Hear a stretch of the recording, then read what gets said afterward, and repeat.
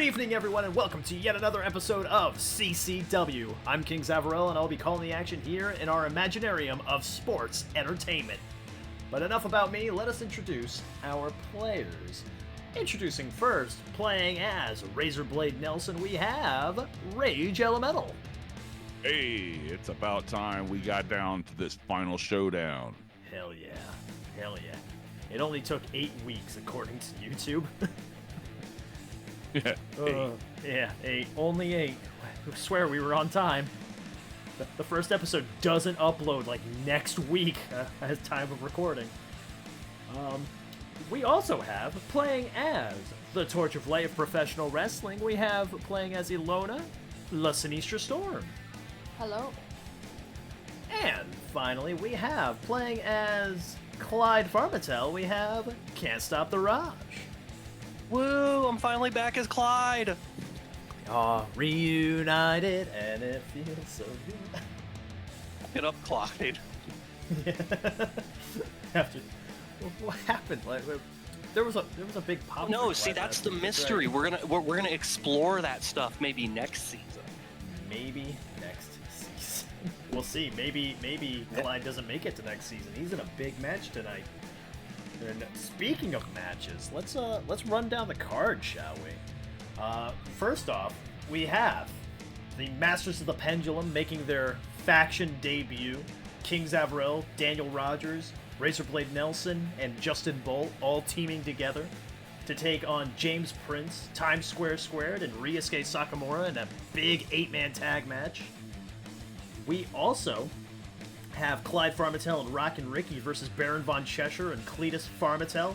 No disqualification. Loser retires match. Ooh. Well, losers retire match. So that's a lot on the line there. Which who will be walking away from this decades-long feud between Baron Von Cheshire and Clyde Farmatel? I have some reliable sources that have told me that Clyde has been drinking all day and he's ready to go. Oh, it's this basement archives. He's back to his normal self. He's been drinking all day. Yay! The amount of alcoholism that's on this card. Zavarell's back too. Perfect. And then in our main event, we have the CCW World Heavyweight Championship match between Kirsten Breaks and Ilona.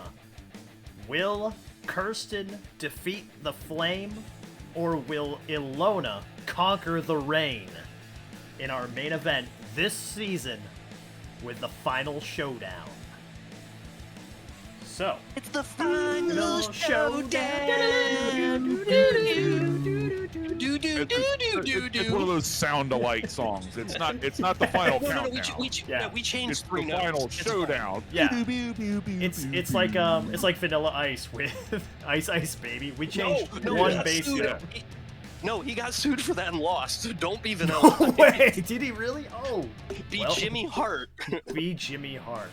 I was Yeah, the mouth like- of the South. Like DDP's theme song with Smells Like Teen Spirit, but he changed it. Yeah, exactly like that. Gee, Yeah, oh my exactly. god. That's amazing.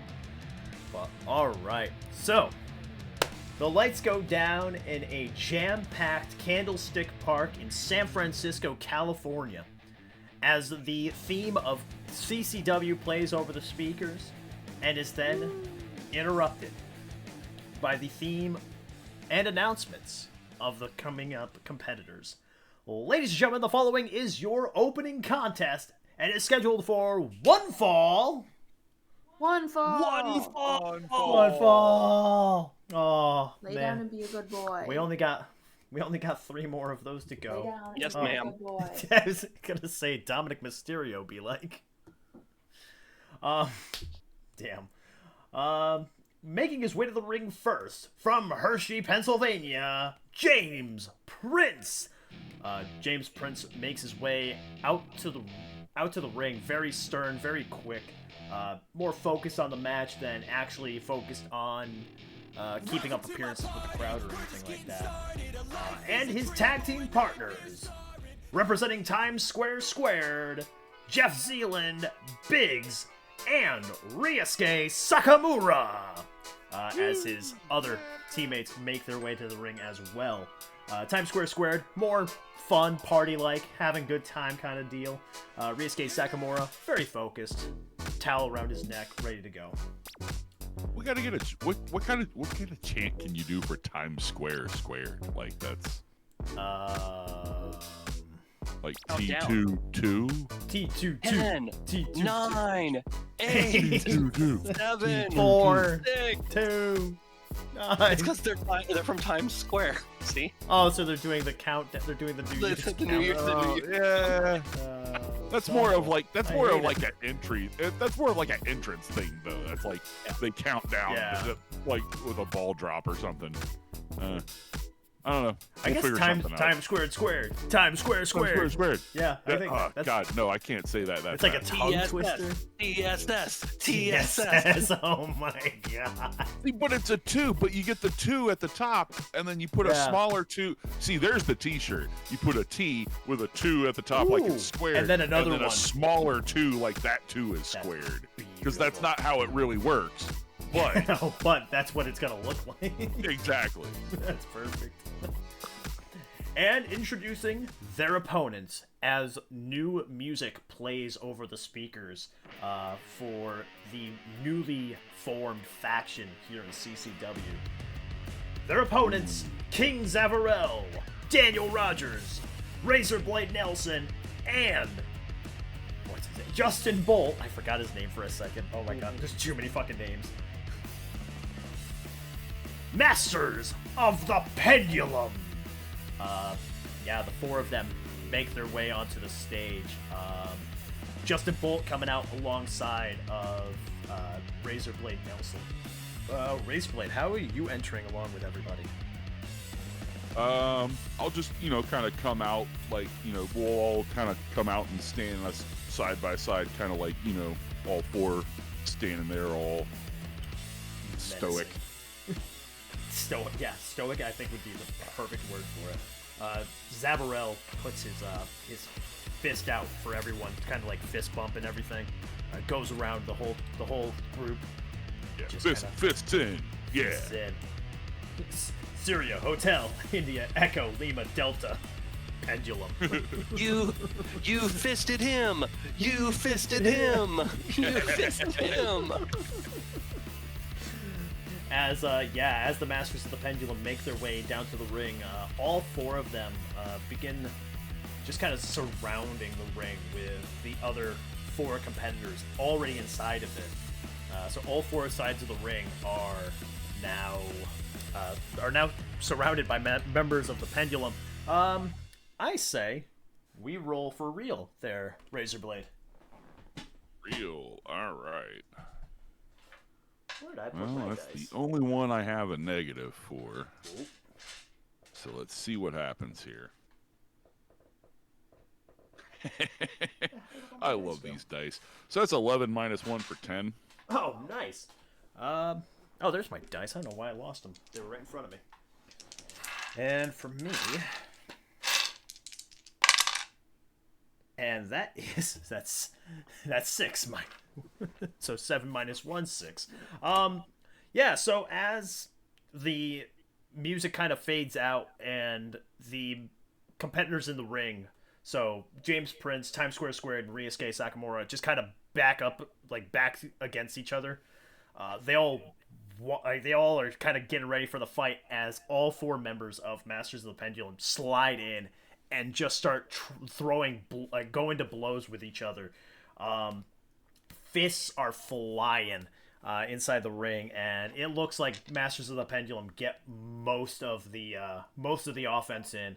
Times Square Squared gets tossed to the side tossed out of the ring, leaving Ryusuke and James Prince in the ring. Anything in particular you'd like to do here, there, Razorblade? Who, like, does Justin Bolt seem to go, like, does he seem to have a thing going after James Prince? Yes. Once he slides in? Oh, yeah. Okay. I'm going to let him take him then, and I would have been taking on one of the guys from Times squared. Yeah, all right, yeah, sounds good. So yeah, you're one of the guys tossing out Times squared. I'm gonna say you and Daniel Rogers probably tossing Times squared out of the ring. Ryusuke Sakamura kind of being a target to King Zavarell, and yeah, and Justin Bolt, your new associate now taking on James Prince. Zavarell tosses out Ryusuke Sakamura, as well as you guys now decide who's going to go first for your team.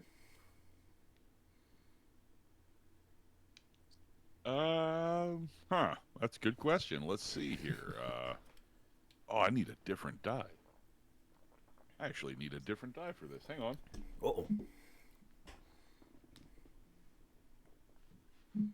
Don't you die tonight. He's got his fancy dice out today. I'm going to roll me a D8 and decide. There you go. 2, 4, 6, 8. Who do we appreciate? Let's go me, Justin, Zav, and Rogers. All right. And that's a 4, so that is Justin. We'll say Justin starts. All right, yeah, Youngblood starting first.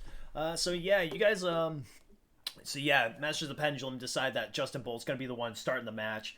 Justin Bolt is squared away in the ring with James Prince first off, and Justin Bolt, just kind of with a new edge to him, just starts kind of mockingly scraping his boot against the top of the head of James Prince, just kind of like teasing him, mocking him.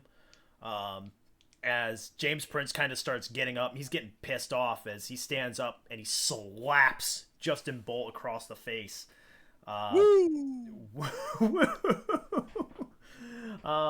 Yeah, Justin Bolt immediately drops him with a drop kick and wrenches in like an armbar kind of like, or no, surfboard stretch, I'll say. As he goes and puts his arm back for anyone to tag in. Would you like to take in that tag? Yeah, I'll reach out and grab that tag. All right, yeah. Razorblade, you tag in. Justin Bolt does not let go of the surfboard stretch and actually holds him in place for you.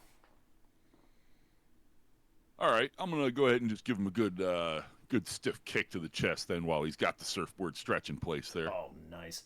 Yeah, so yeah, you go and I'm not even going to make you roll for it just because, like, it's right there. There's no fighting back. Yeah, it's a nice little double team entry, you know. Beautiful like, little yeah. Boo, so yeah. Fight fair, boo. Yeah. Yeah, Sucks, mop sucks. Oh, God. Yeah, Razorblade plants in a boot right to the chest of James Prince as Masters of the Pendulum take over this match. All right. Let's go ahead and pick him up and back him into the our corner here and just start laying some chops into him. Yeah, I'll have you roll real for that one. Yeah, baby. Wow, okay. That's boxcars, so -1 is 11. Oh, okay. I keep thinking boxcars is like 2. No, that's snake eyes. Oh, so you rolled a 12 then? Yes, I did. So that is a natural 12. It doesn't matter if it's like a minus or anything. You have a 12. Fair enough. You are set on that then. So yeah, you get to go and describe. You get to take complete control of how this looks and everything, and I will give you a free move. All right. So like I said, I back him into the into our corner here, and everybody, like the ref, kind of comes in and admonishes, "Hey, nobody grabbing him," you know. It's like, everybody kind of like backs off, puts their hands up, you know. Yeah. And I come in there and just lay a series of real hard knife edge chops. Like his chest starts reddening up real fast. Nice. Very nice. And yeah, you get a free move as well.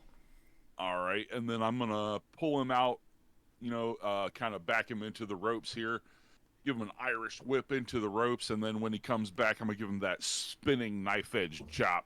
Beautiful. Yeah. So you give him that spinning knife edge chop right to the chest. Sound echoes throughout the Candlestick Park arena. Woo! Big old chop. Knocks down James Prince right to the ground as he's just like placing his hand over his chest, like trying to get some kind of feeling back into his chest now after being struck so hard in the chest with the chop. You are still in control of this match. All right. I'm going to go ahead and tag in Mr. Rogers. Mr. Rogers, yeah. So, yeah, you tag in Daniel Rogers, who I would say in this group would probably be the technical ace of this group. As soon as you tag him in, it is right away side headlock.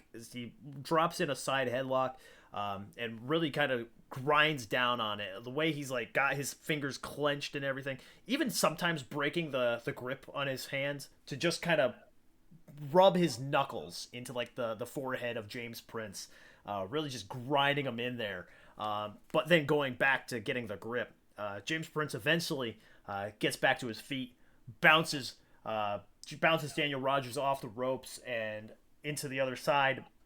When he comes running back, James Prince throws a knee into the midsection of Justin Bolt, causing him to drop down, like kind of grab his rib cage area, his lung, or just as the wind knocked out of him. Prince. Oh, yep. Wait. Did I fuck up there? Yeah, but I tagged I said in Bolt, didn't I? Yeah, I meant Daniel Rogers. Rogers. Bad. Yep, that's my bad. Sorry. There's so many fucking names. Take two. Clip. Take two. So Daniel Rogers grabs his like midsection, like after the wind getting knocked out of him, and tags in King Zavarell as James Prince tags in Ryusuke Sakamura. Ooh, this is nice. This is great for me because I get to go and beat up Ilona's student now.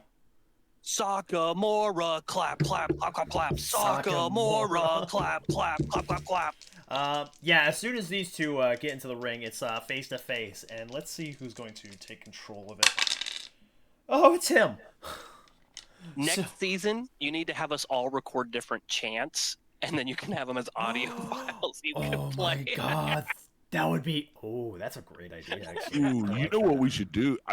We should use some AI and try to make some actual like crowd chants and stuff. Like that would be cool too. Shit. Oh, I have some songs I pirated that you could use. I have a membership though, so let me get you access to them, bro. Oh, there's plenty of royalty-free music out there available. You can just find something worth it. I sent King Zev Razorblade Nelson's music like months ago. Yeah, he did. Yeah, and he said he couldn't use Wayward Son for me. That sounds like it's a shot at someone. Oh, that's interesting. I forget I told you what my song was, and you're like, we can't afford that. Oh, it was Ramblin' Man. Ramblin' Man, yeah, my song Ramblin' Man. He's like, no, it's a cheap ripoff of. yeah, and it sounds nothing like. Have you gone back and listened to season 1? It sounds nothing like it. All Clyde hears is the tractor. It don't matter. See, what you should do is use AI to make a cheap like ripoff of Ramblin' Man with tractor noises at the beginning of it. That would be incredible. Yeah, I think we could do like a whole like fucking AI season. Well, I mean, I'm not even necessarily saying like it has to be like an AI season, but like I mean like the music works, man. Yeah, it does. It sounds really good too. I wonder if you can AI crowds. Someone's had to have done that. Had to, right? What? Where it's like you type in like a prompt and then a crowd chants that prompt. That's what I'm saying. Yeah, like that's what I was saying earlier. Is like we could absolutely find a way to make some crowd chants using like AI generated stuff. Like, He's not straight. I guarantee He's not straight. Done. He's not alive. He's not alive. After today. So yeah, as Ryusuke Sakamura and King Zavarell get into the ring, Ryusuke immediately takes Zavarell over with an arm drag, which he springs back up to his feet, but is taken down with yet another arm drag before once again standing up to his feet and getting knocked back down with a drop kick. Ryusuke Sakamura really putting the lessons from Ilona to good use here in this opening contest against one of her biggest rivals from CCW. Let's see if I can get out of this whole situation as Ryusuke Sakamura then puts in the old the hammer lock on Zavarell. Let's see if I can get out of this with a fucking elbow or something. Oh, yes. Okay, cool. So yeah, that's a lovely 11. So Zavarell starts throwing elbows to the head of Ryusuke Sakamura. Oh wait, it's not 11. That's 10. Anyway, so yeah, he starts throwing elbows to like the side of the head of Ryusuke Sakamura with his free arm. Sakamura lets go of it and is then... Yeah, as soon as he lets go, Zavarell turns around real quick, kick to the stomach, and then drops Ryusuke down with a DDT. As both men lay out in the middle of the ring, kind of trying to get their whereabouts to him. Zavarell is the first one back up onto his feet as he, as he goes and lifts him up for a body slam. My body is off. My power is really bad with this shit. And it will continue to be bad. As he's trying to pick him up for the body slam, Ryusuke just takes his elbow and just drives it into the side of his neck. He backs up into his corner. Anyone going for the blind tag here? for Pendulum. He's not sober. He's not sober. He isn't. Oh, actually, he is. Whoa, we didn't drink. It's Zav. Wait, Zav is sober? He's sober. Let's have Justin take that blind tag. All right, awesome. Yeah, Justin Bolt takes the tag as it's a blind tag and kind of stays off to the side, not kind of just making it look like he didn't tag in or anything. Zavarell charges after Sakamura and gets drop kicked in the leg, basement drop kick, knocking Zavarell down onto his knee. Ryusuke signals for his finishing move as Justin Bolt rushes in and chop blocks the back of the leg of Ryusuke Sakamura, taking Sakamura down onto the ground. Yeah, I'm gonna be applauding that one from the apron. Yeah, good move. Nice. Also, you're kind of the coach's position then. Not really, just applauding a good applauding a good move in the ring. Just gotcha. I'm just a guy on the apron, you know. No, good call. Yeah. A chef cheerleader. Jesus Christ. I don't know why, but when you said that, I thought you dropped down onto the floor. We're patting on the apron for some reason. But all right. Anyway. Oh hell no. Yeah. I'm just I'm just standing there holding the tag rope, yeah. Let's do this. As this is happening, Ryusuke, I'm gonna have Ryusuke roll to see if he actually makes this. He does, yeah. Okay, so as he gets chop blocked, he makes a kind of last-ditch effort to jump over and tag in. He tags in Biggs, who is the larger member of Times Square Squared, as he piles through and just nails Justin Bolt with a huge shoulder tackle. Just kind of enough to even make him that flip you'll sometimes see smaller guys take on shoulder tackles. He does that where it's a back roll, and he's seated in the corner now in Masters of the Pendulum corner, as he puts his hand up for a tag from anyone. Yeah, I'll take that. Take that tag again. All right, yeah, you tag in, and you are now facing off with Biggs. All right, I'm gonna come in and let's go ahead and just start with nice little right hand exchange. Right hand exchange. All right. So are you guys going back blow for blow, or are you're gonna try and knock him off? I'll just come in and start the old blow for blow. Yeah. All right. I'll have you roll real. All right. There's a 7 - 1 for 6. All right. Yeah. You go and lay in a punch, and Biggs he reacts, but it's not it dazed him or anything like that.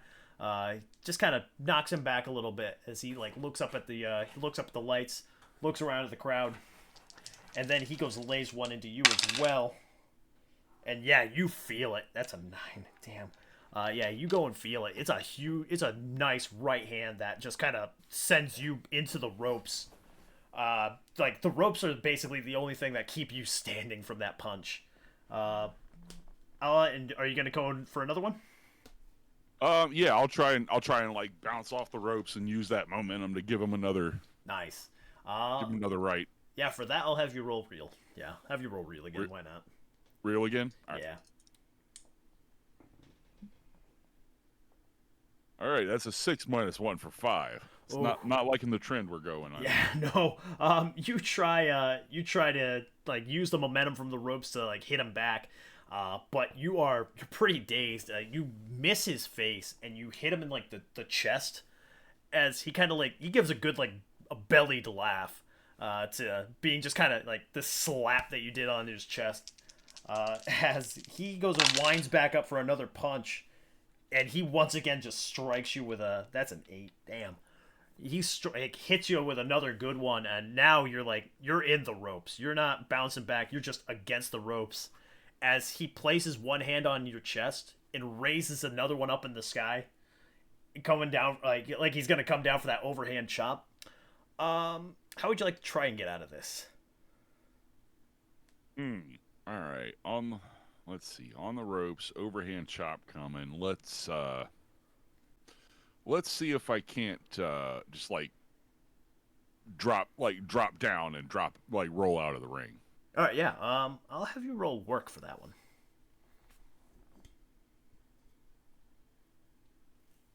6 plus 1 for 7. All right, awesome. Yeah. Yeah. Okay. Yeah. +1. Yeah. So you drop down to the ground as he's about to like lay the chop down. He like slaps the top rope as you roll out of the ring, out of dodge. He does not go after you, but the other 3 members of his team do drop onto the floor, and they're kind of like there's like a standoff at that or in that corner now between Masters of the Pendulum and the team of James Prince, Jeff Zealand, and Ryusuke Sakamura. Okay. So are they like behind me, or? Masters of the Pendulum are behind you. The other team is like in front of you. It's like the battle line has been drawn, basically. Okay.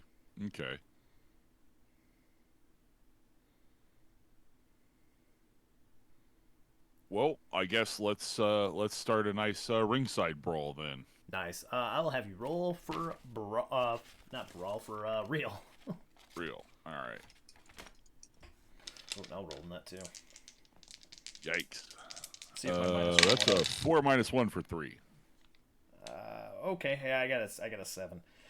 So yeah, there's just this brawl that happens at ringside between their 3 men and your 4, as you guys are just going like punch for punch. You take a couple really big shots, as no one seems to notice except for Zavarell seems to notice this, but there is someone climbing the top rope, and it is Biggs, as he climbs up to the top and leaps off with a senton and lands on almost everybody there, just knocking everyone onto the ground.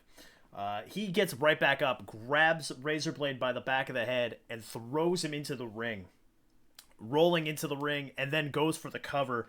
The referee gets a count of 1. I'll have you roll straightforward 2d6.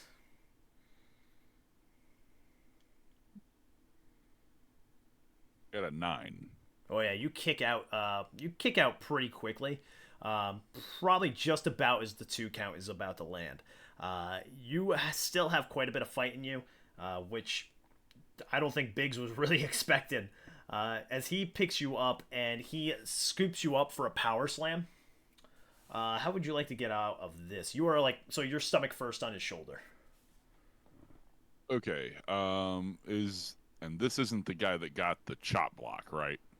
Yeah, no, that's Ryusuke. This is Biggs. That was Biggs. All yeah. right. Okay. Let's see here. Let's just kind of like try to slip off of his back, and then hit the ropes and come back with like a bulldog.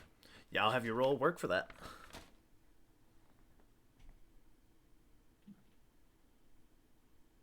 6 plus 1 for 7. Nice. Yeah, so as you're up on his shoulders, he's kind of like pandering to the crowd, like trying to get some people behind on his side.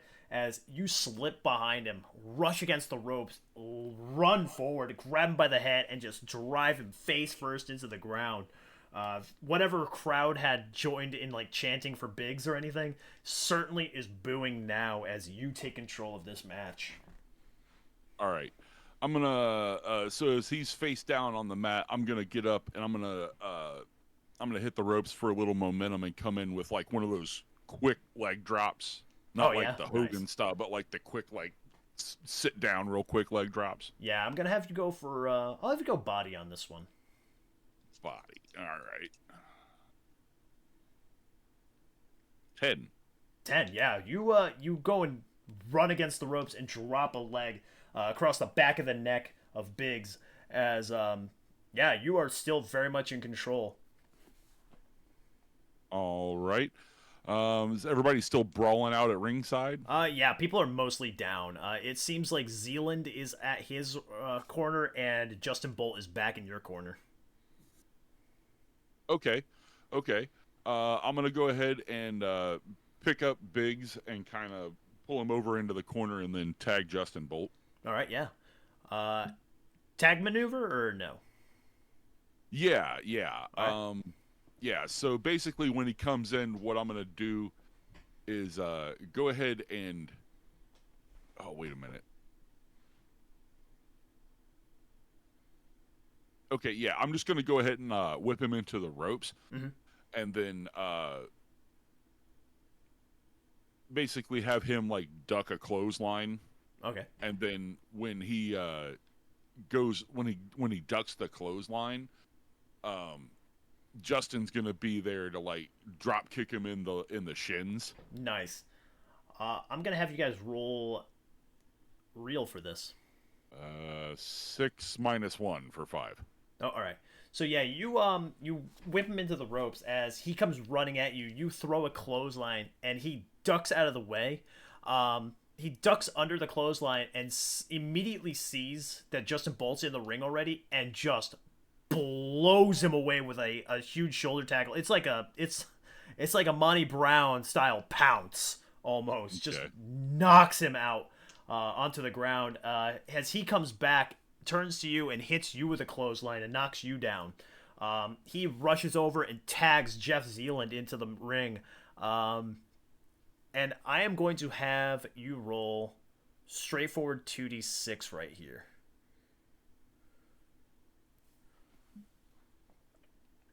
That's another 10. All right.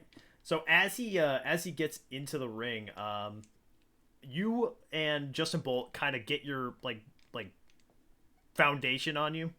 As Jeff Zealand gets right into the ring, you hit him with the who is it that hits the ace cutter on this? It's you, right? Yeah. So as Jeff Zealand comes into the ring, he's like rushing forward, but Justin Bolt, like I said, you and Justin are both right back to your senses as Justin Bolt lifts him up into the air and you guys hit him with the razor cutter. Is it the razor cutter? Or no, the bolt cutter. Lightning cutter. Hit him with the lightning cutter, knocking him down onto the ground, and he is out cold. Justin's the legal guy. Yeah, Justin is the legal guy. Yeah, that's right. I was just thinking, how would this scenario play out? Would you be like sitting there telling him to cover, or? I think he knows to give him a cover when the guy's on the mat. All right, yeah. So yeah, I have to tell him that. Justin goes right away for the pin, hooking the leg and everything. As members of the other team try to get in, Zavarell and Daniel Rogers quick to clean out house along with you, as making sure no one gets to break this up. As the referee makes the count 1, 2, 3. Here are your winners. King Zavarell, Daniel Rogers, Razorblade Nelson, and Justin Bolt, the masters of the pendulum. Boo! Pendulum sucks! Pendulum sucks! Pen you dumb. That was the AI, that wasn't me. Say no to mop! Say no to mop! So yeah, as the four of you may now celebrate. Yep. We'll do the standard climb up on the turnbuckles and raise our arms to the crowd. Very nice. And drink in the booze. You suck, boo! We want the chef. We want the chef. Boo! Zavarell, you're sober, boo! So yeah, as the boos are happening, Zavarell doesn't quite leave. He grabs Ryusuke Sakamura and puts him in position for the King's Throne as he hits him with the sit-out elevated power bomb, dropping Ryusuke on the ground. Yeah. You suck, boo! As the four of you exit the ring. Where the hell were the referees? Damn it! What do you mean? We have more than one? Johnny F is running a big bitch train here. I tell you what. No, I mean, what happened in that? What happened in the match that was illegal? Like that was a legit. No, I want to reference. Oh no, finish. like at the end, The end there, Zav attacked a poor defenseless wrestler. Nobody. No, I wasn't getting ready for a match. I would have ran out. I would have ran out. Yeah. Well, where Clyde is, however, is backstage, and with Clyde, we do have an interviewer. So yeah, it's Clyde and Rock and Ricky and Rock and Rhodey, obviously. As the interviewer goes and looks at Clyde, it says, "Clyde, first off, welcome back to CCW. It's good to have you back. What are your thoughts going into your match with your former one of your big rivals, Baron von Cheshire, and also your brother, Cletus Farmatel?" Jeremy, I'm going to tell you what here. I'm glad to be alive. Do you know what this sick son of a bitch was doing? They were drugging me with my own damn beers. I don't know why. All I know is I lost the match last season for the big belt. I had the chance, and when I went back to my dressing room, there was beer waiting for me. And that's the last thing I remember. And then I luckily have a friend like Rockin' Ricky here who never stopped. He always believed in Clyde, as these people always believed in Clyde. And when he found out about the alcohol abuse that was occurring to me, he switched out the beers. See, that's smart. That's Rockin' Ricky smart there. And so Cletus, or whatever the fruit bar your name is, he didn't know that for the last couple weeks, I knew exactly what was going on. I pretended to continue to be in a vegetated state. I let him wipe my ass, for God's sakes, because I needed to know what the f was going on. And I found out. And tonight, I'm not going to reveal it all tonight. I can't, because there's too much on the table right now. My career, Ricky's career, Rhodey's career. We got to do something about Baron von Douchebag. He's mad because years ago I beat him for the #1 contendership against Greg the Hammer Valentine for the NWA US Championship, okay? And he still got a rat of his butt that he'd be something if he would have beat me. Well, you didn't beat me, Dan. You won't beat me now, Baron Douchebag. And so, Ricky, I ask you, I beg you, help me take these suckers out. Help me cleanse CCW. What do you say, buddy? What do you say? Absolutely, bro. Now, we are going to go in there. We're going to take them both out. We are going to wipe the floor with them. We are going to beat their asses. We are going to break them in half as we set up for, one, the season that Clyde deserves in Season 3. But also, we are going to clean out the trash, so to speak, as we get rid of Cheshire and we get rid of Cletus. Now, my question is... Ricky, hold on. You said take out the trash, right? We're taking out the trash, brother. All right. Well, Clyde, I'm sorry. He pulls out the Rockin' Championship, that sham belt that Cletus made, and he has a garbage can, and he just drops it in the garbage can. That's what we think of you boys.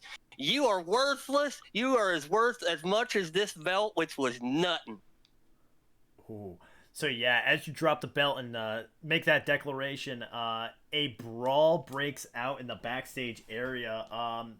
Yeah, Cletus and Baron von Cheshire both blindside you and Ricky, just attacking, like just clubbing blows from the back, knocking you guys onto the ground. Just like I said, a fight breaks loose. Cletus attack. I would say Cletus is going after Rock and Ricky, and yeah, Baron von Cheshire's going after you, Clyde. Clyde, you have him grabbing you by like the back of your mullet, picking you up. And he is like, he's gonna throw you into like a nearby television screen. How would you like to counter out of this?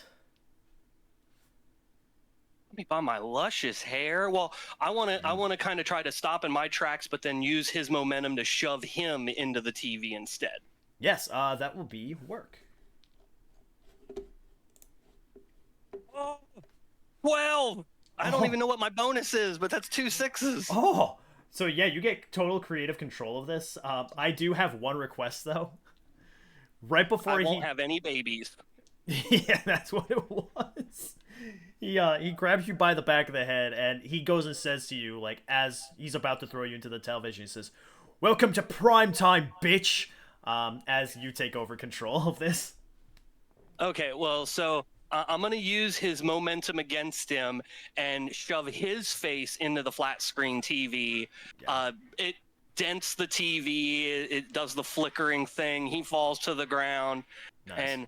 And Clyde feels like he has to have a comeback here because of the stupid comeback that Baron had there. You've been canceled. And then he takes the TV and he rips it down so it falls onto Baron, who's laying on the ground there. Nice. Yes. And then he starts kicking the TV as it's on Baron, as there's sparks flying everywhere. Nice. I had to make a Nightmare on Elm Street reference. I just had to at that point. Yeah, so you start stomping away on the television and Baron von Cheshire as Cletus is just, he's putting the stomps onto Rock and Ricky. Quickly, however, that changes as Rock and Rhodey just like the old elephant trunk, just low blow onto Cletus, knocks down Cletus. Yeah, Cletus is like on the ground now as you and Ricky take over this match now in the back, or take over this fight in the backstage area. All right, well, so I feel like Baron's pretty down based on the TV and everything. So Clyde is going to grab a beer and open it up, and he's going to walk on over to Ricky, and they're going to discuss doing a double team maneuver here to Cletus. Nice. Yeah. What kind of move would you like to do? They've decided that they're going to do like a double razor's edge, and they're going to plan him onto the concrete right there on the outside because they're still in the back. Ooh, nice. I'm going to have you roll body for this one. And I will have you... I'm not in shape. Well, I'm going to take away the -1 because this is a double team maneuver. Because Ricky's going to be pulling some of this weight as well. I had a 12 earlier. You know that, right? Oh, yeah. Yeah. I got a 3, and that's before my minuses. Oh, wow. He's like, you know what? Cletus is a lot heavier than you'd think. You do get a free move after all. Here, why don't I take that free move to re-roll? Would you be okay with that? I'd be all right with that. Yeah. All right. Let's let the dice decide. Yeah. Oh boy. There we go. 11. All right. Yeah. Before my minuses. Wow.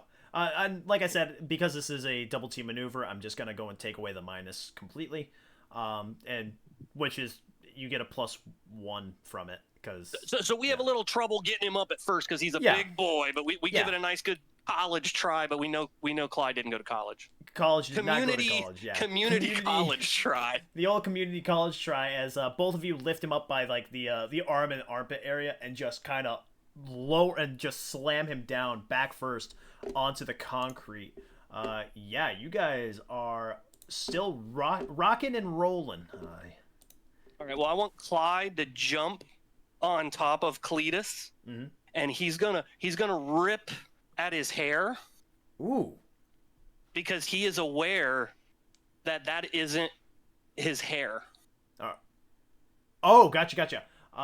He's gonna try to pull off the wig because he's still dressing like Clyde. He's still dressing like Clyde. I'm gonna have you roll work for this. 8 8 plus 2, 10. Yeah, you rip the mullet right off his head. Right. It is a wig, so anyone He's got like a skullet with a rat tail. Like under the wig. Oh my. Yeah, he doesn't got a lot of hair. He looks Oh. pretty bad. We're talking like WCW Rufus, but with a rat tail. With a rat tail. That wig really covered up a lot. Yeah, And it was like attached with glue or something, so Clyde's really got to rip it off. So, have either of you ever seen the movie that name was based off of? What name? Rufus. No, I don't think I have. Yeah, so apparently Jericho got that name from a movie called Blood-Sucking Freaks. Which is like... All I know about Rufus is that he got a bigger head than the wrestlers, and then the wrestlers found out he was making more money than some of them. Some of them, yeah, like, that's insane. But yeah, apparently he got the name, or the name came from a horror movie called Blood-Sucking Freaks. Yeah, so... But yeah, I'm gonna rip the wig right off of Cletus, exposing his ugly facade, this balding rat tail, and then Clyde is gonna just stop for a moment and stare at him, and then he's gonna point and go, "I don't even know you," and then he's gonna just start walloping him. A good callback to season 1. That's gonna be real. I love callbacks. Yeah, that's gonna be real as you go to punch him. Who are you? Why are you dressing as me? I don't even know you. Oh shit, that's a 3. I don't know you. That's my purse. That's my purse. He's in a blind rage. He doesn't know what's going on. So yeah, Clyde goes to go attack Cletus. However, Cletus just launches his foot up between the legs of Clyde Farmitel. Low blow. Not the small Clydes. Right into the little Clydes. The Clyde. Fun fact: I call my penis Clyde.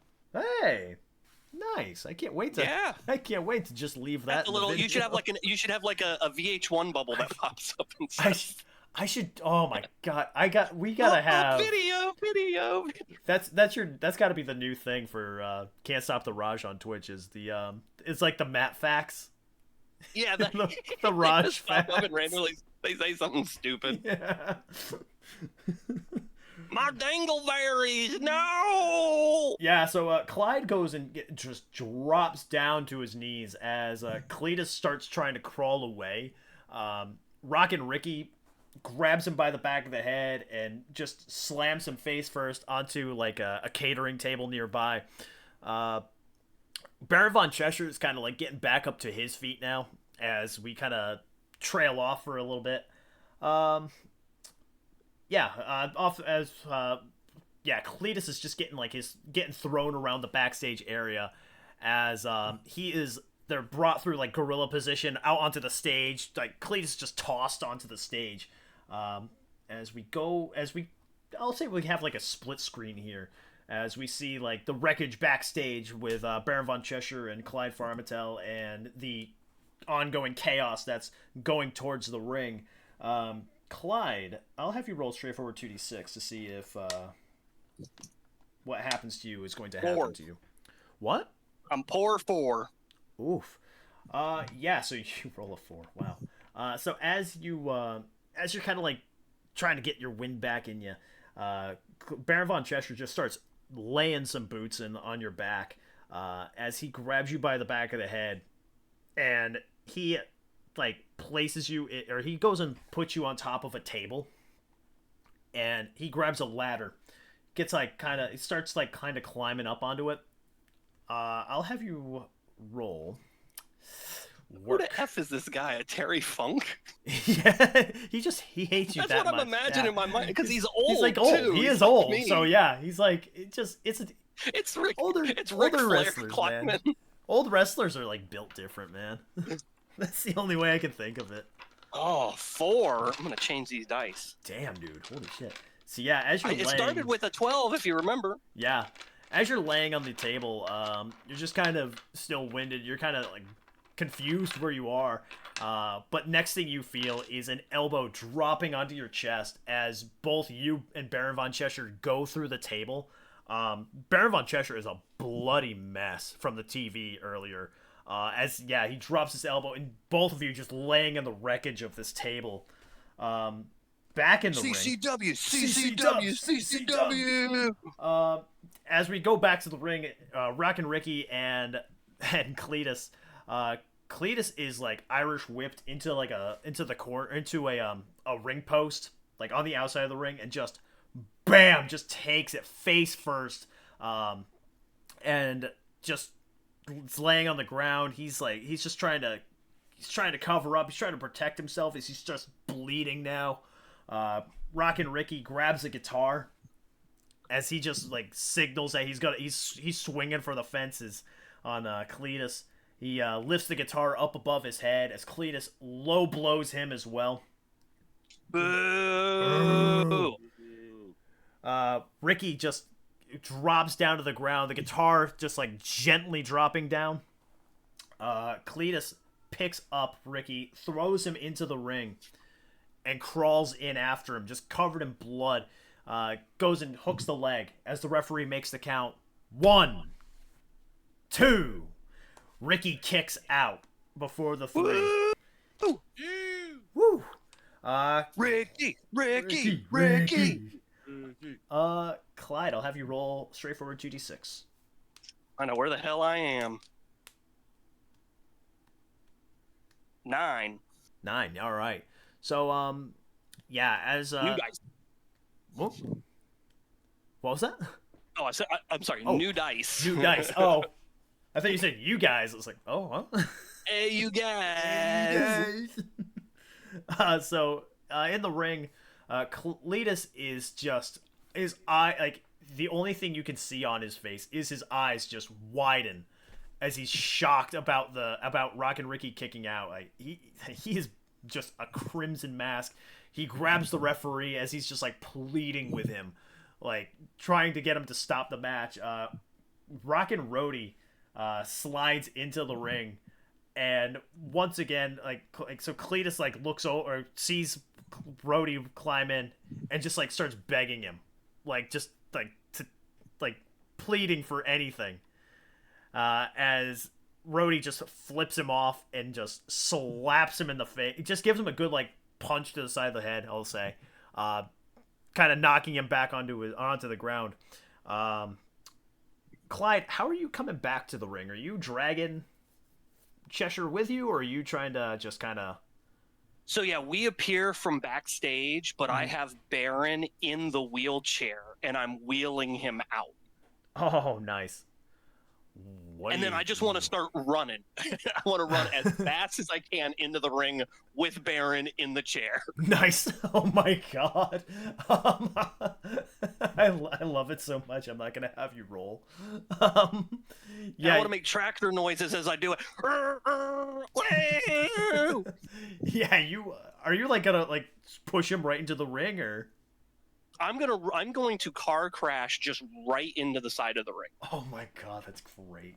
Yeah, you just and if he sells it correctly, if you think of it from a wrestling way, if he sells it correctly, you could have it set up so that the chair hits the ring before he hits it. Oh, but yeah. It would still look pretty devastating. Oh yeah, it looked like it killed him. Yeah, you send the wheelchair right into the ring as he just collides with it, knocking him down, or just... He's collides with it. Oh, clever. Yeah, it just takes out Baron von Cheshire as he is just as he's like at ringside, just stuck between the ring and the chair. You have some time here with Cletus now. So I want to Clyde just stops and he just starts staring down Cletus and he just starts shaking, and he's just shaking. He's getting pissed. He's hulking up, and he takes off his I piss in pool hat and he throws it down. Ooh. And he stomps into the ring and he's gonna go face to face with this imposter. Nice, yeah. The two of you are face to face. Once again, just like Cletus is just begging you like for any kind of like forgiveness, just for anything, as you feel a hand on your shoulder, and it is Rockin' Ricky. He goes and looks over at Rhodey as he like gives him like a head nod. Rhodey goes and cracks open a beer and hands it to you. As Ricky pulls out a guitar that says Cletus, or it's like a target, but in the middle, instead of a bullseye, it says Cletus's head. As he hands it to you. Why, that's so nice of him. Right? Well, Clyde is going to hand him his beer to hold. Yep. And Cletus is standing up. He's just begging for his life. And so Clyde is going to come in and hug him. Oh. And Clyde is going to tell him, I forgive you, brother. And it's a sweet moment. And then Clyde kicks him in the nuts and then just nails him with the guitar. Yes. Excellent. Absolutely excellent. And then he's going to yell, I still don't know you. And then I'm going to grab my beer from Ricky and offer Ricky the pin. Yeah, Ricky doesn't go for the pin immediately. He actually picks up Cletus and hits him with the shake, rattle, and roll neck breaker, dropping Cletus onto the ground.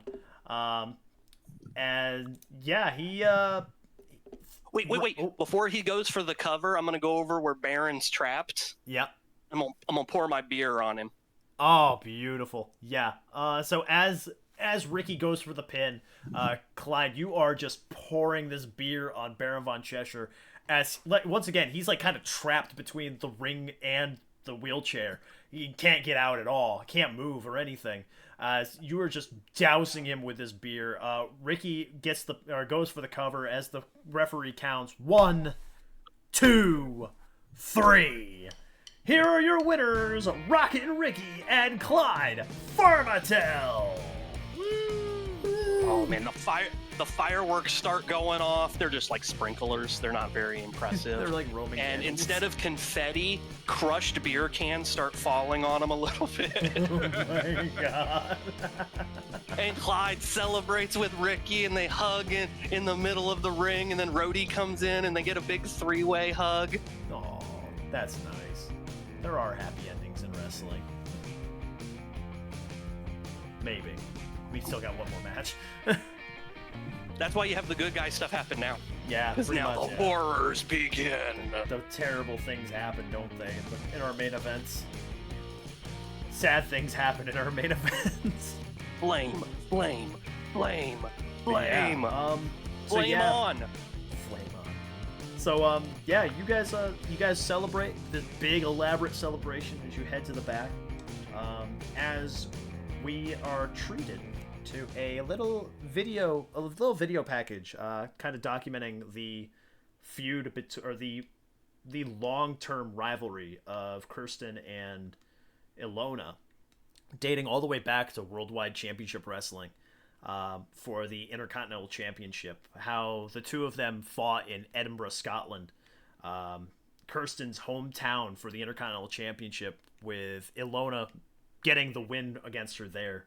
Also documenting all the way back to last season, first episode, when Kirsten, Ilona, and King Zavarell fought for to become the very first CCW World Champion, where Kirsten, due to dubious means, became the world champion because of some interference from King Zavarell.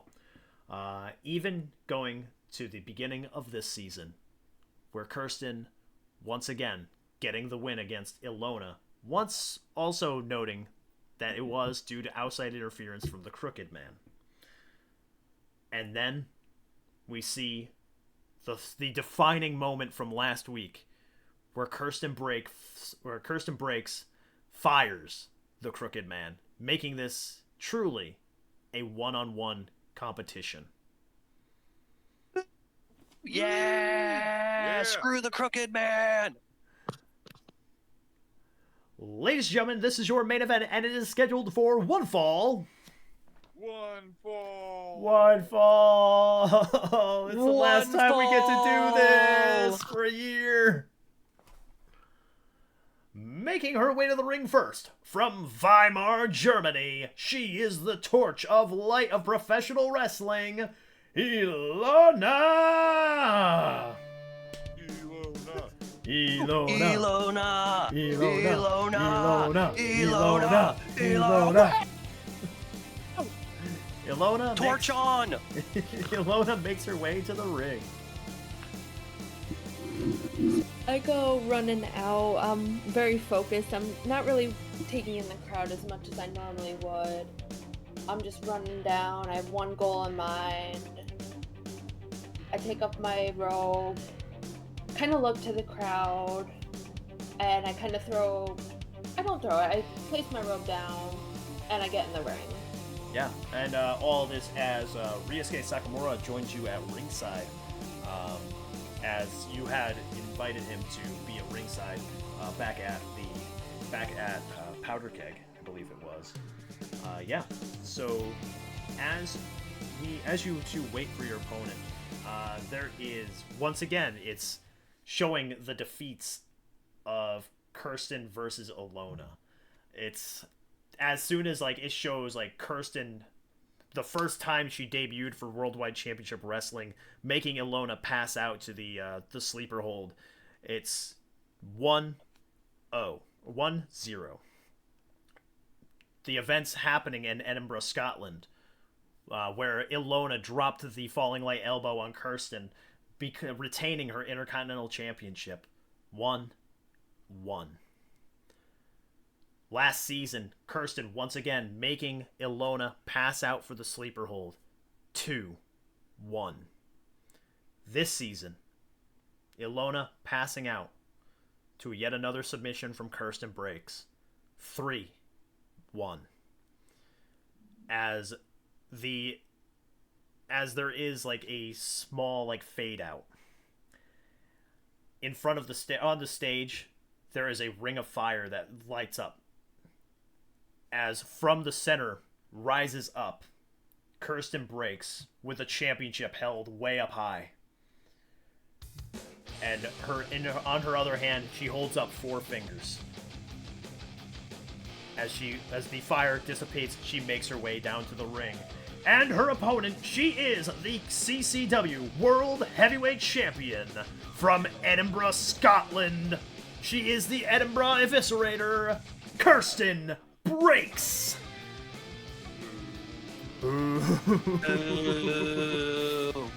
Kirsten, with laser focus, makes her way down to the ring and stands in the corner,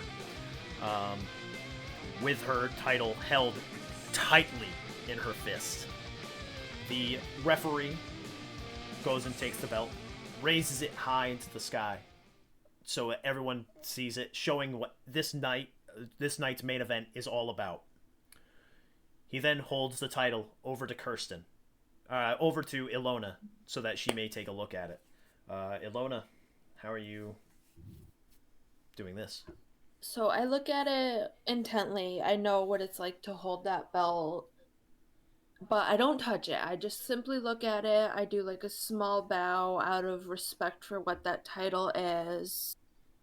And I kind of, not like punch myself to get ready, but I kind of like jog in place, so to say, like getting ready. Yeah. All right.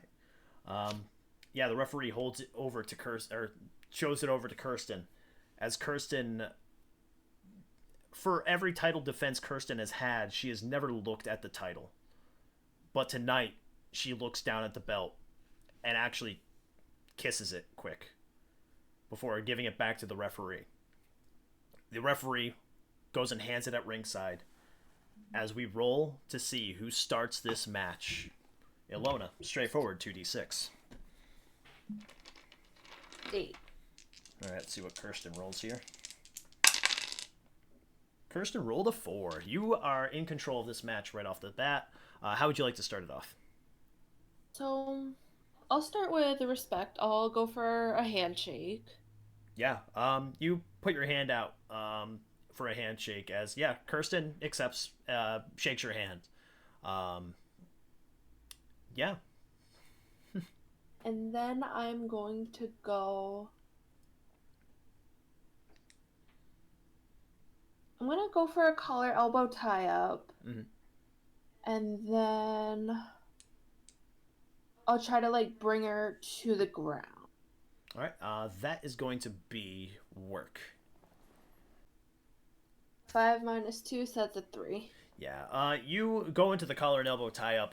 You try to power her down onto the ground, but Kirsten is certainly the stronger of the two of you, as she just doesn't budge. She doesn't move at all, and instead just starts reversing it back to you, just pushing you back and back and back till you're pretty much like in a bridging position now, where she has you bent backwards.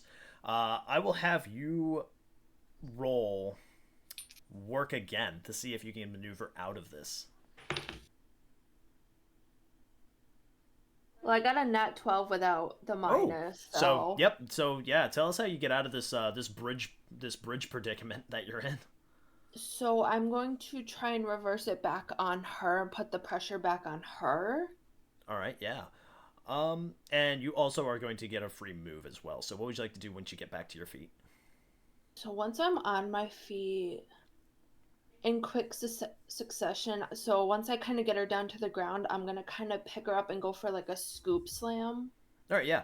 So yeah, as you are in this bridging position, you are like you're like the top of your head is just touching the mat. You use that moment to kind of like drop down onto your back and kind of use the momentum to throw her off balance a little bit. So she kind of just moves her way back, or she like kind of trips over herself moving forward. You leap back up to your feet as when she turns around, you scoop her up and slam her back first onto the ground as you take over this match from your longtime rival. So once I do that, I'll go for like a figure 4 leg lock. All right, yeah, I'll have you roll work again.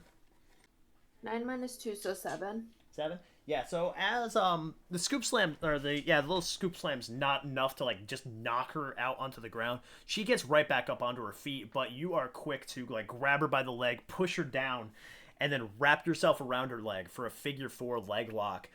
You lock it in as Kirsten is just, you're really working the leg.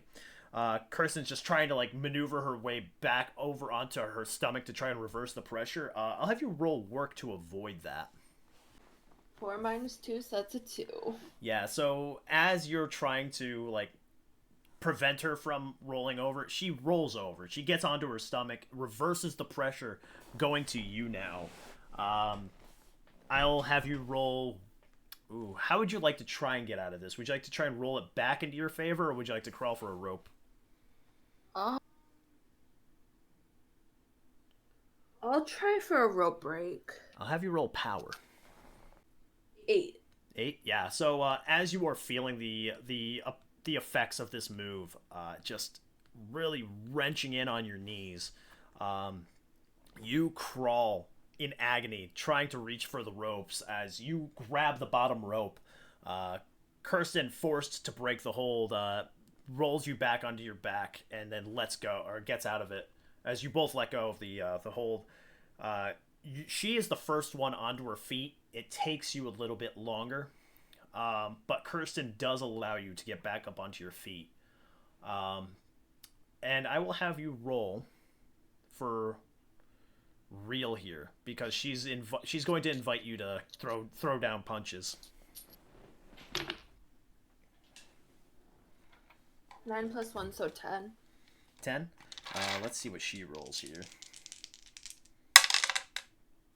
Alright, yeah. So she goes and she's like kind of laughing as she invites you to invites you to throw a punch. You throw the punch and it connects with like her chin. She is a bit rattled by it. But let's see how she throws back. That's a 6. I'll have you roll for real as well.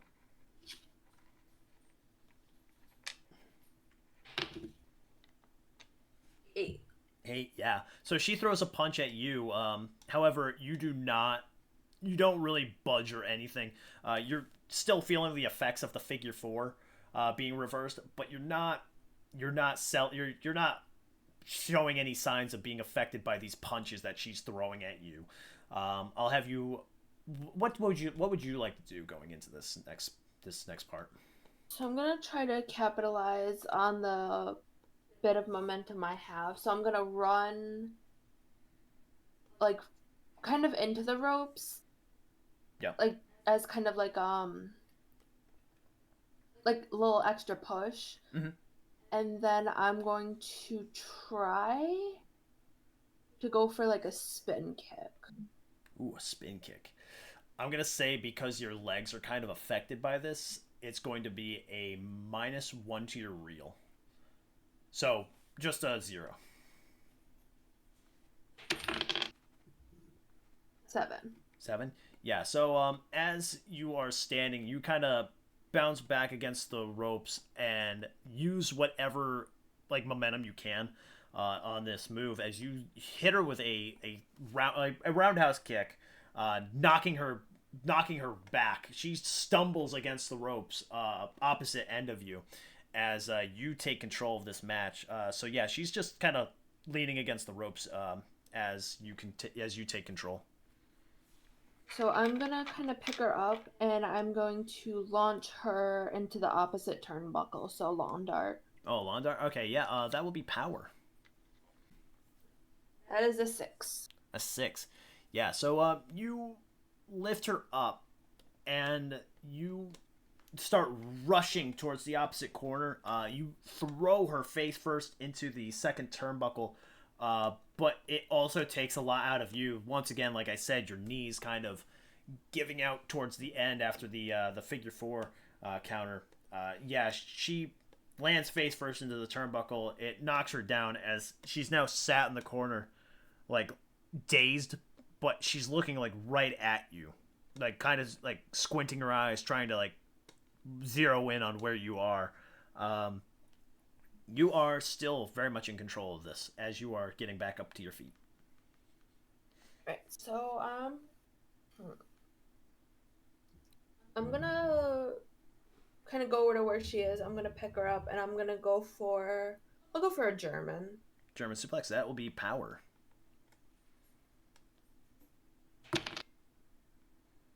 7. 7, yeah. So as you try to take advantage of this situation, you grab Kirsten by the back of the head, pick her up, spin her around, grab her by the waist, and just lift her up off the ground, dropping her on the neck and shoulders. She just lands with a sickening thud that echoes throughout the Candlestick Park Arena as she lays on her back, as she's on her back in the middle of the ring now. You are very much in control still. So I'm gonna kind of pander to the crowd a little bit. So I'll kind of stomp my boots, kind of get the crowd going behind me. Elona. Elona. Elona. Elona. Torch on. What? Torch on. Oh, torch on. Oh. I was like, or John, Light what? her up. What? Light her up. Light her up. So, yeah, how would you, so, yeah, as you get the crowd behind you, what would you like to do? So I'm gonna kind of stand her up, and I'm just going to go for a vicious chop across the chest. Ooh, I'm gonna have you roll real. Is it still minus, or? No, this is gonna be just regular.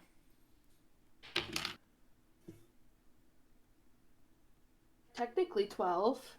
You rolled a 12? I got a 6 and a 5, and I had a +1. Oh, plus a 1, so, dirty 12. Yeah, so you just pick her back up, and just light her up with a chop that echoes. The sound is sickening. The people in the cheap seats could hear it. And yeah, she just drops down onto the ground, or she drops down. You knock her off her feet with this chop. Yeah, what would you like to do next? So I'm going to So is she like kneeling on the ground? Is she like on her back? She is on her back. Okay. So I'm gonna pick her up. Mm-hmm. I'm going to run like the opposite rope, and I'm gonna go for a sweet re-trigger. All right, that'll be real. Been a while since you hit one of these. That's a 3. Oh, and it's gonna be a while after.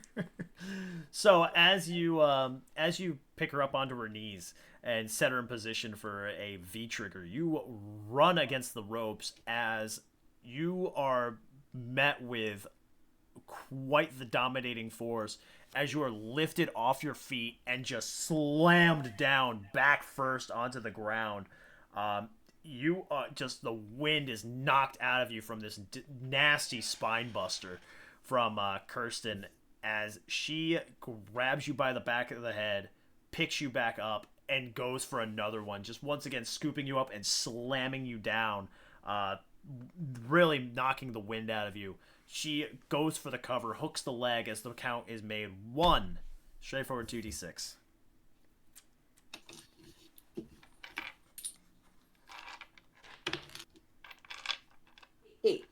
8. Yeah, so as the referee counts 2, you are already getting your shoulder off the mat. There's still plenty of fight left in you as Kirsten picks you up and wraps her arms around your waist from behind, going for a German suplex. What would you like to do to get out? I'm going to try to jab both my elbows into her sides and be as jelly as I can be. All right, that is going to be real. Oh, fuck.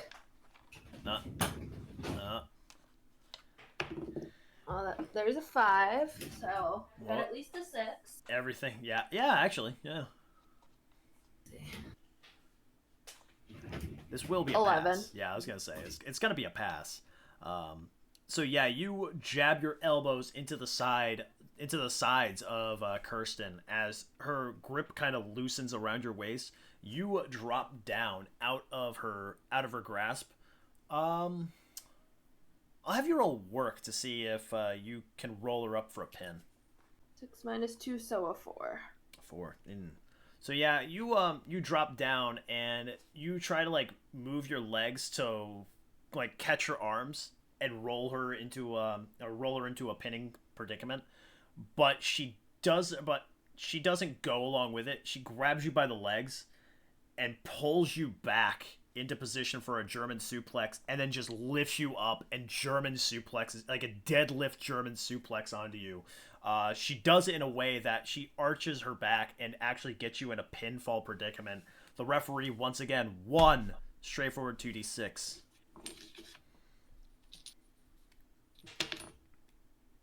9. The referee counts once again and gets to 2 as you kick out once more from this onslaught from Kirsten. You're on the ground. So she picks you back up once more, and she lifts you in position for a lawn dart. So you are stomach first on her shoulder. How would you like to get out of this? I'm squirming. Squirming? All right, work. 7 minus 2, so 5. 5.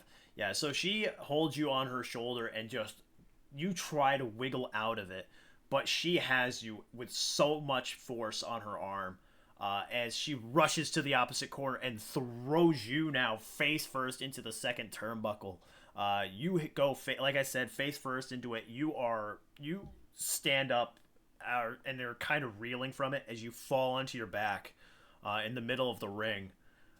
She grabs you by the legs and goes for the figure 4 leg lock. Now she has you in the figure 4 leg lock. And how would you like to get out of this? I'll try and reverse it back onto her. That'll be work. 9 minus 2, so 7. 7, yeah. So yeah, you after being in it for a little bit, you know exactly how to get out of this. You roll onto your stomach now, just like she had done to you earlier, and lock in, and just kind of get it locked in on her. I'll have her roll for work as well. See if she can get out of this. Yeah, so she tries to like roll back onto her back, but you just really wrench it in on her. She can't get it back over to her being in control of the move. Let's see. However, she does start crawling for the bottom rope now, and she grabs the bottom rope, breaking the figure 4. Both of you getting out of it now, as she is now the one that's kind of gingerly getting back up, holding her knees. You are the first one onto your feet as you take control of this match still. So I am going to get up. I'm kind of wobbly on my feet, but I'm gonna go for a drop kick. Drop kick, all right. Just at her leg, or just a regular kind of drop kick? I'll go for the legs. Yeah. Go for the legs. All right. Yeah, that'll be. I'll have you roll real for that.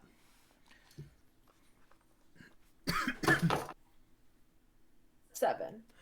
Yeah, you drop kick her right on the leg that you had the most of pressure on. You're kind of like targeting the leg now. She drops down onto that knee. So yeah, she's on one knee as she's trying to like pick herself back up. You are still in control. I'm gonna try to capitalize on that, and I'm going to try. I'll go for another V trigger. All right, that'll be real.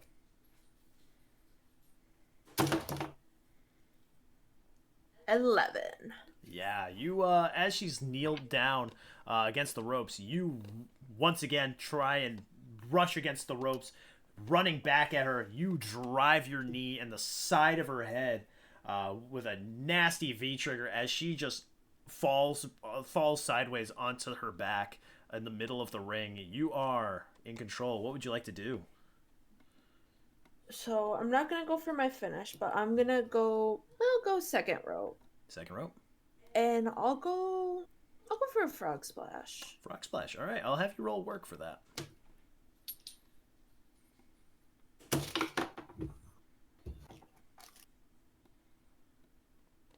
Sorry, you said real or work? Work.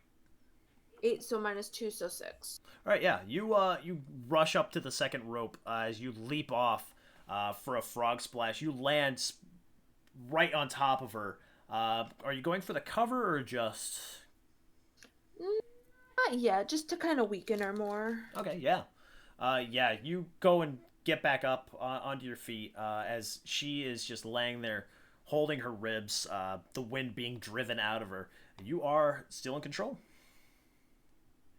So I'm going to go back over to where she is, and I'll go for like a Saito suplex. All right, that'll be real. No, that'll be power. My bad.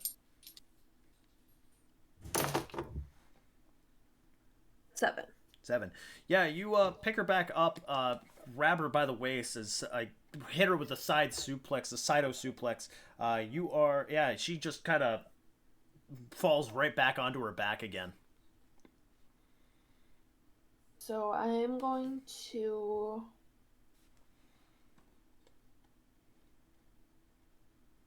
I'll go for the top rope.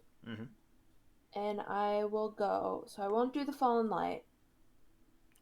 I'm gonna go for the Star Exploder. Star Exploder, all right, the new move you wanted to do. All right, so yeah, you go up to the top rope, and as you get to the top rope, you kind of are trying to figure out which move you want to hit her with, as you are met with, she like leaps onto the top, onto like the second rope, and just like throws a punch to your stomach. Kind of knocking you back down onto the ground. She then grabs you by like the waist, like she's got a belly to belly suplex you off the top. How would you like to counter out of this? Probably throw some punches or something. Yeah, we can go with that. Yeah. All right, that'll be real.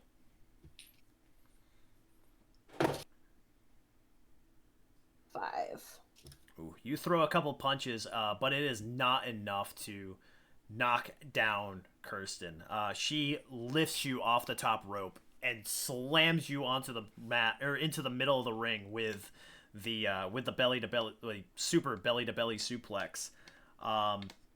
And yeah, it knocks both of you out. Both of you kind of winded. I'll have you both roll straightforward 2d6 to see who gets up first. I got an 8. She got a 7. So it is going to be you.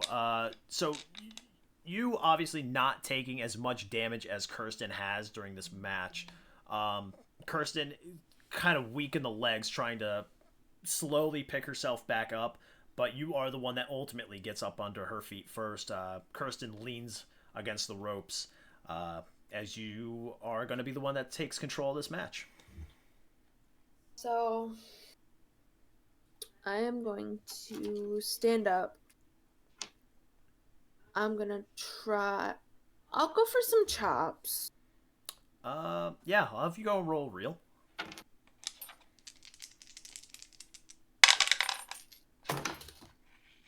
Nine. Oh, she rolled a 10. So yeah, you hit her with a chop, but she doesn't budge. She just kind of picks herself back up, straightens her back as she faces off against you. Have you roll real again.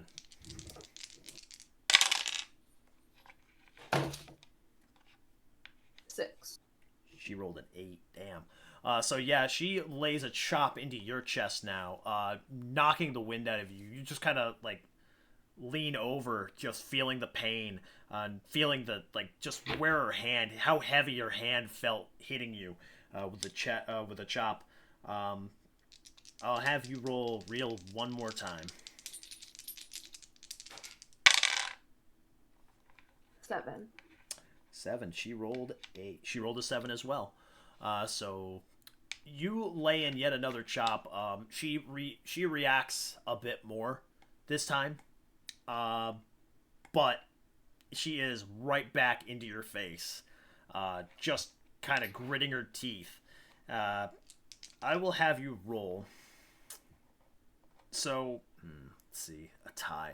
I'm gonna have you roll straightforward 2d6 to see who takes over from here. Oh. I got 11. Oh my god, she got a 12. Jesus Christ. Holy shit. She's gone final boss mode today. Yeah, so she takes the moment and just rushes behind you, puts you up into the full Nelson, and just lifts you off your feet with a full Nelson suplex, the Snapdragon suplex, dropping you shoulder and neck on the canvas. She picks you back up and she wraps an arm around your neck, going for the sleeper hold. You are still conscious as this is getting locked in. How would you like to counter out of this as she's trying to lock it in? I'm going to... Are my arms free? So far, yes. Alright, so I'm gonna try to... I'll throw some elbows into her side. Alright, that'll be real.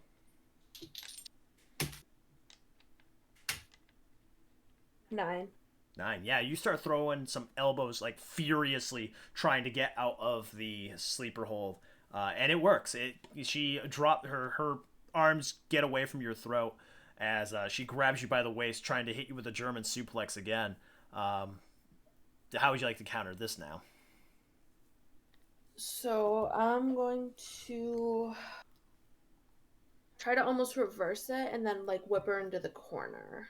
All right, yeah. I'll have you go. What would you like to do in the? Actually, I'm gonna have you roll work for that.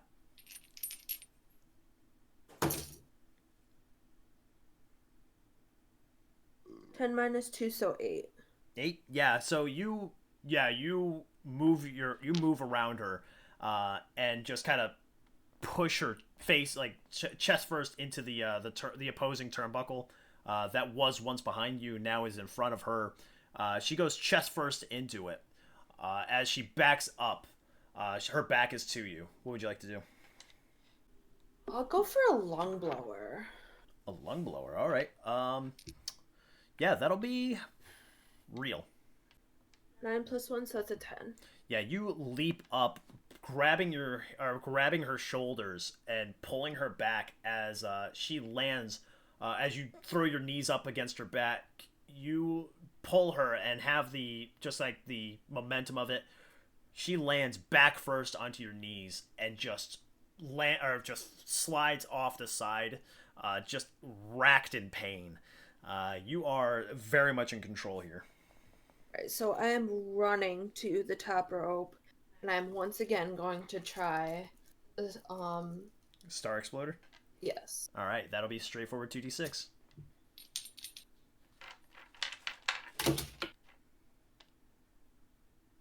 11. Alright, walk us through the Star Exploder as you go and hit her with it.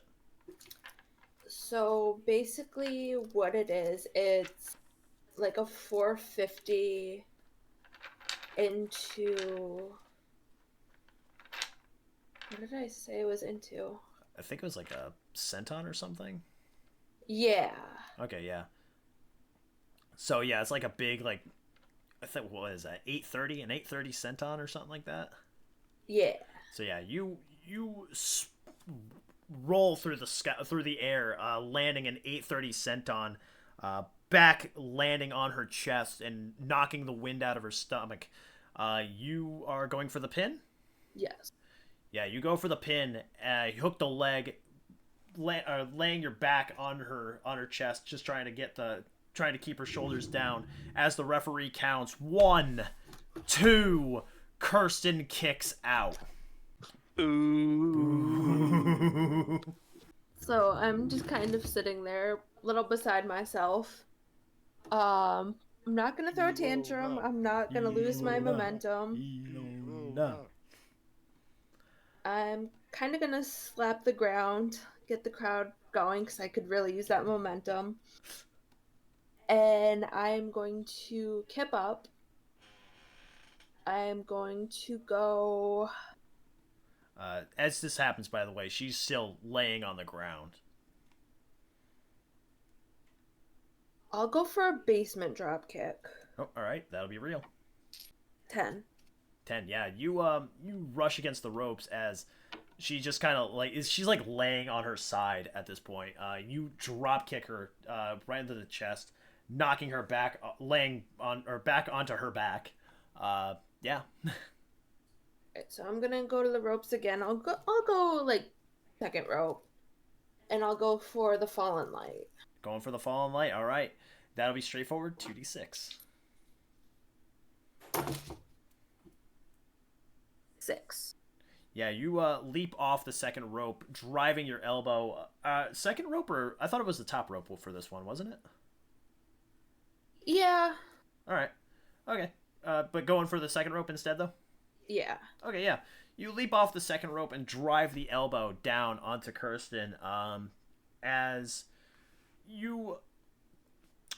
Yeah, you land the elbow down onto her chest as you go for the pin, or... No. No, okay. So I am going to pick her up, because I'm assuming she back to the mat. Yep. And I'm going to put her in a sleeper. That will be power.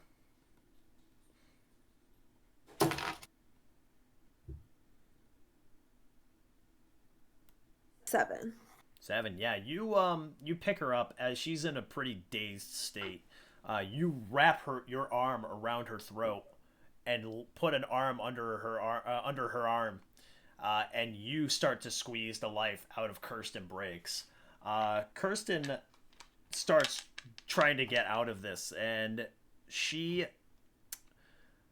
immediately focuses on trying to break your grasp. That is a 10. She wakes right up knowing what she's in. She knows she's in her move. She knows she's in the move that she's been using to put people away, as she rushes backwards, hitting you against the turnbuckle. Right away, the grasp let go as you lean in the corner. Kirsten drops down onto her hands and knees, trying to crawl back to the ropes to pick herself back up. You are still in control. So I'll go.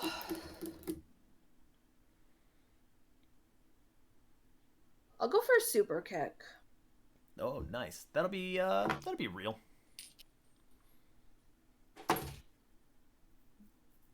8.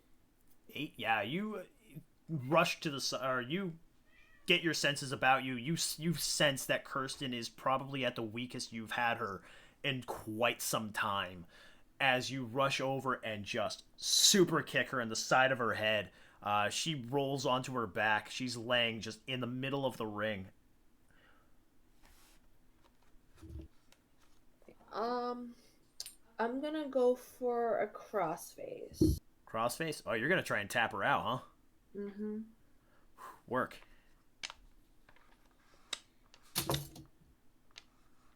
7. 7. That's with the -2.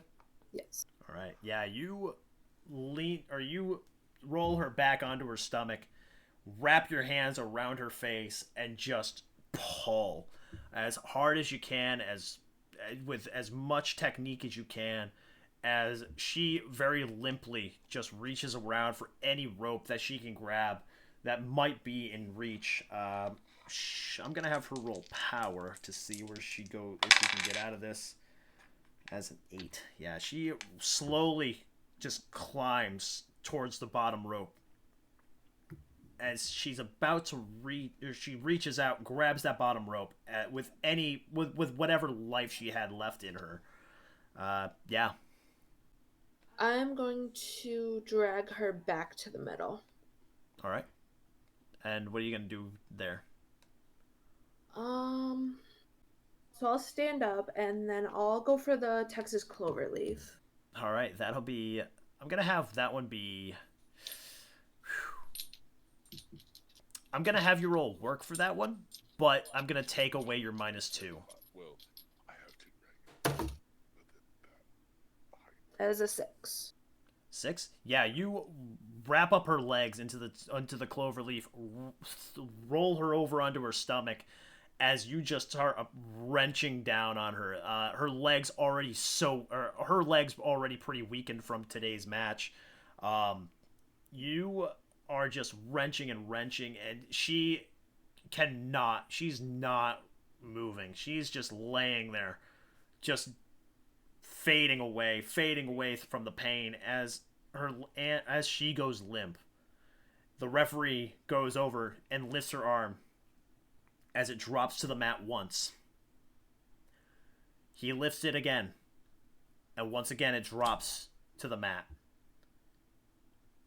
He lifts it one last time and lets go of her hand. In a brief second, the next thing you hear is the bell. Ladies and gentlemen, here is your winner and new CCW World Heavyweight Champion, Ilona!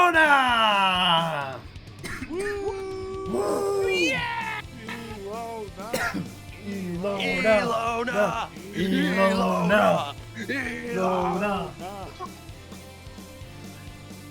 The referee comes in with the championship and hands it over to you.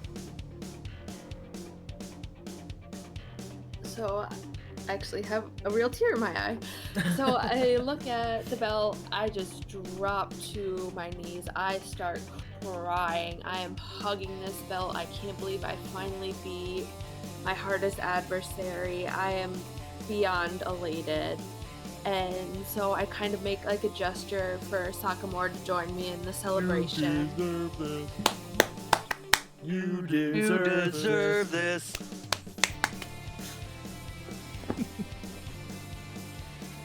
Yeah, Ryusuke gets in the ring to celebrate with you. And I hug him. I kind of have him help me get up because I'm like lead dead. Yeah. And I give him like a big hug. And I kind of have him stand up to the corner, but he's still in the ring. And I'm going to pick Kirsten up. I'm going to raise her arm. Yeah. And I'm just going to like bow to her. Like, she's a badass. And my toughest opponent. And I did it. So Yeah, she bows back, but she raises your arm up for the crowd and gestures that this is your moment as she rolls out of the ring and limps to the backstage area as pyrotechnics and confetti fill the arena for a huge celebration, or a huge championship celebration, as we fade to black, ending yet another season of Conquer Championship Wrestling.